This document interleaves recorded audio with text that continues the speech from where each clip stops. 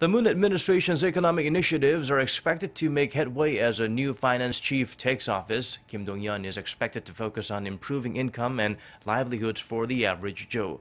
Soo-young introduces to us his bottom-up approach to growth.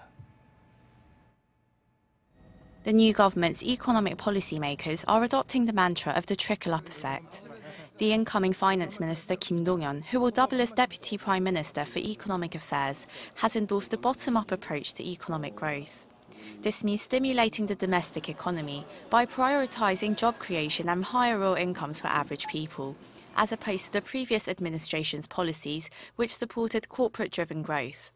The trickle-up approach is different in that it's centered on jobs, income, domestic consumption, growth, and people. The Korean economy grew at an impressive rate of 1.1% in the first quarter of this year, due to a strong surge in exports. However, consumption remained weak, growing at just 0.4% due to financial instability among average households, which derives largely from the top-down corporate structure of the economy.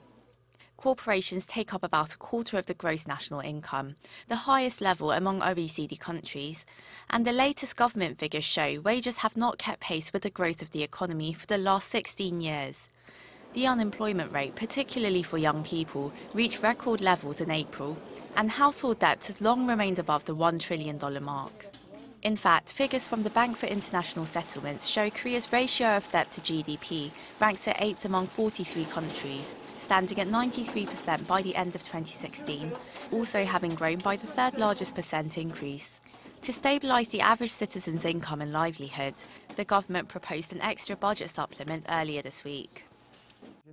The government's $9.8 billion budget supplement, if passed, could add 0.2 to 0.4 percentage point to GDP growth rate this year and the first half of 2018. While it could create jobs in the short run, government policies and corporate reforms must be enforced to ensure a boost in income translates into higher consumption and business investment. Along with a boost to jobs, another major agenda is reform to Korea's corporate structure. Too many opportunities go to the chaebols, leaving next to nothing for small and medium businesses which also lack protection of their intellectual and industrial property rights. That gives them little motivation to innovate.